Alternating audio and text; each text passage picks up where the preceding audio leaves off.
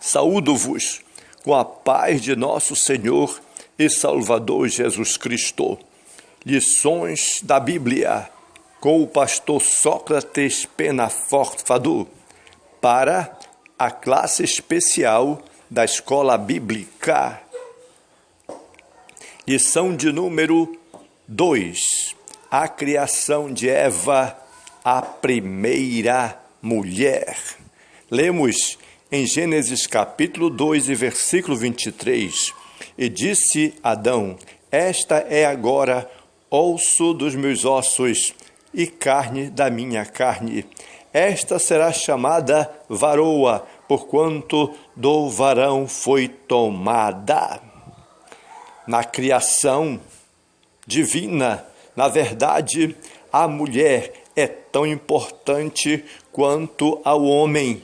Ambos se completam e são igualmente importantes ao reino do Senhor nosso Deus. As palavras de Deus revelam que tanto o homem quanto a mulher são importantes ao reino de Deus. Isso foi perfeitamente demonstrado no ministério de Jesus Cristo, bem como no ministério dos apóstolos. A quantidade de mulheres que acompanhavam e atuavam de forma protagonista no ministério de Jesus é muito grande. Sem Jesus, as mulheres não seriam emancipadas ao longo dos séculos, pois isto só foi possível por causa do enaltecimento realizado por nosso Senhor Jesus Cristo em relação às mulheres. É marcante a diferença da condição da mulher em países que foram influenciados pelo cristianismo, dos quais que poderemos ver a diferença daqueles que não foram.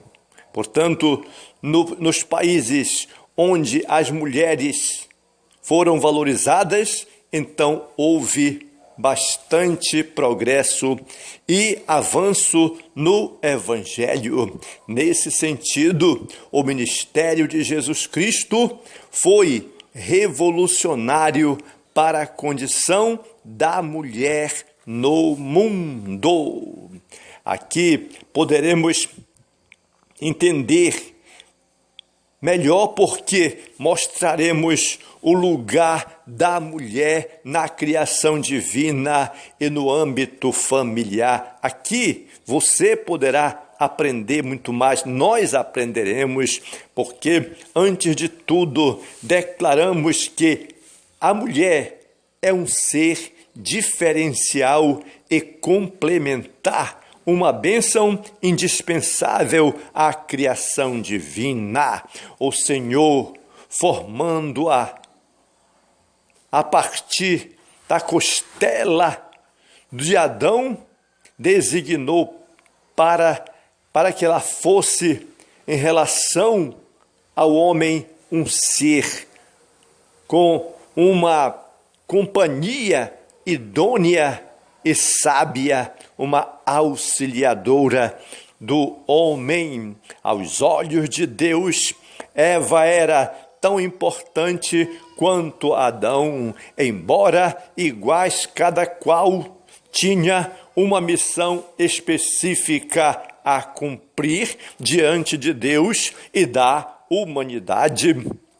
Todavia, foi ao homem que Deus confiou a chefia no lugar e o governo da igreja. Mas agora que a missão do esposo e do pastor seja bem sucedida, para que sejamos bem-sucedidos, a participação de uma mulher virtuosa, cheia do Espírito Santo, é fundamental, é imprescindível. Ponto número 1. A mulher no plano de Deus. Aqui podemos perceber que a criação de Eva não foi um ato improvisado de Deus para contornar a solidão do homem. A mulher sempre esteve nos planos divinos, sendo ela, pois, como podemos ver, uma pessoa necessária.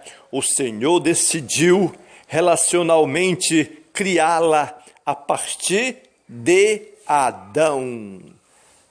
Primeiro, ou seja, a mulher já estava nos planos de Deus. Portanto, quando no 6º dia da criação, Deus anunciou a criação do ser humano, tinha ele em mente tanto o homem quanto a mulher. Sem esta ou sem aquela, a humanidade seria impossível. 2. A decisão de formar a mulher. É notório aqui porque a formação de Eva foi um ato muito particular de amor e bondade de Deus Pai para com o homem, porque afinal Adão é designado na Bíblia como filho amado e querido de Deus. Ao complementar, ou até mesmo ao contemplar a solidão e a tristeza do homem, declarou o Pai Celestial: não é bom que o homem esteja só. Far-lhe-ei uma adjuntora que esteja como que diante dele. Na criação da espécie humana, homem e mulher, o verbo fazer é usado pela divindade na primeira pessoa do plural, façamos o homem. Aqui trata-se de uma decisão formalmente colegiada. Todavia, na formação de Eva, o Senhor usa o mesmo verbo, mas só que agora na primeira pessoa do singular, no tempo presente, far-lhe-ei uma adjuntora, realçando assim a iniciativa particular do Pai Celeste, sempre amoroso, solícito e atento às necessidades de seus filhos na face da terra. 3. A mulher, uma pessoa necessária. Não podemos deixar de fazer esta observação, porque se por um lado a mulher proveio do homem, por outro lado todo homem, exceto Adão, provém da mulher. Portanto, há entre ambos os sexos harmonia e perfeita completude. O livro de Cantares de Salomão é o mais perfeito exemplo da amizade entre os cônjuges. Portanto, a criação da mulher não foi um ato improvisado de Deus, mas planejado desde o início da história. Ponto de número 2, a criação da mulher. Aqui percebemos que a formação da mulher foi um ato mais elaborado e complexo do que a criação do homem, pois envolveu o uso de uma costela, ou seja, de uma anestesia natural e um procedimento cirúrgico. A primeira anestesia. Em primeiro lugar, o Criador, agora também cirurgião, coloca Adão para dormir, e assim o homem adormece profundamente. 2. A primeira cirurgia, estando já Adão adormecido, Deus abre-lhe o peito e extrai-lhe uma costela, em seguida fecha a cisão com carne. A cirurgia é bem sucedida, a plástica perfeita. Deus conhece plenamente a nossa estrutura, porquanto é o nosso Criador. O seu Filho também é um perfeito cirurgião. 3. A primeira engenharia genética da costela extraída de Adão. O Senhor forma Eva, a primeira mulher. Aqui, como em toda a Bíblia, não temos nenhuma narrativa mitológica. Aqui trata-se de um relato histórico, real e confiável. Observemos que na costela ou da costela de Adão, o Criador coleta o material genético ideal do homem para a formação da mulher. Salientamos que Deus não criou Eva como um clone de Adão, antes criou-a como uma pessoa autônoma e consciente de sua existência e missão no mundo. Portanto, a formação da mulher envolveu o uso de uma anestesia natural, um procedimento cirúrgico e a inauguração da engenharia genética. Podemos aplaudir ao Senhor nosso Deus? Então, bata palmas para Jesus. Ponto de número 3, a missão da mulher. Primeiro, aqui podemos perceber que a missão da mulher, primeiro, é de esposa, porquanto qual gentil e solícito é o nosso Deus eterno.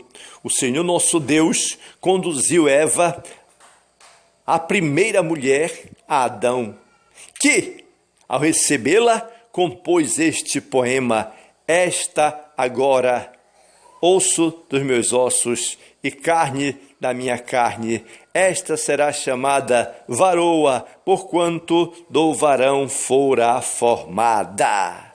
Nessa missão, a mulher ajudará o esposo com os seus conselhos sábios e oportunos, com as suas orações e com o seu trabalho no gerenciamento da casa.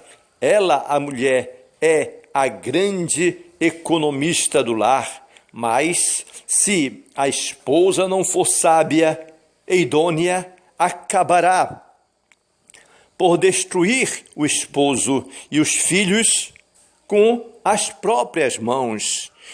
Que em nome de Jesus isto não aconteça, que em nome de Jesus nós reprovamos, rejeitamos tal atitude. 2. A missão de mãe.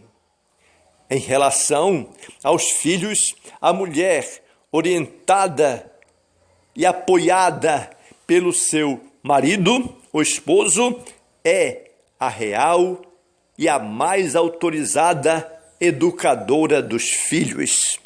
Na igreja primitiva, as irmãs Eloide e Eunice, respectivamente avó e mãe do pastor Timóteo, tornaram-se referências na educação e formação de filhos.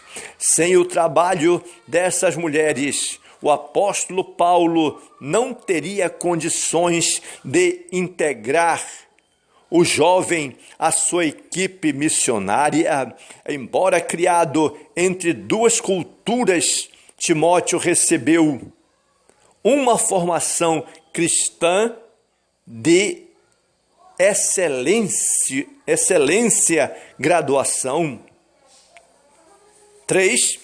A missão como súdita do reino de Deus. Aqui podemos ver que, ao lado de seus maridos, as santas mulheres poderão ajudar os que ainda não demonstram a esperada maturidade cristã. Haja visto o exemplo de Áquila e Priscila, os orientadores espirituais do erudito e eloquente Apolo. Portanto, Deus criou a mulher para cumprir a missão de mãe, de esposa e de súdita no reino de Deus. O Senhor Deus criou a mulher com nobre missão de auxiliar e complementar o homem, meus amados irmãos. Juntos formam a humanidade. Sozinhos e isolados tendem a desaparecer. Por esse motivo, a missão da mulher cristã, a semelhança da esposa virtuosa de Provérbios, deve ser cumprida de acordo com a palavra de Deus e sempre com o auxílio do Senhor. Logo, a mulher, enfatizamos, deve ser vista e tratada como co-herdeira da vida eterna. Jesus Cristo é o único Salvador do mundo.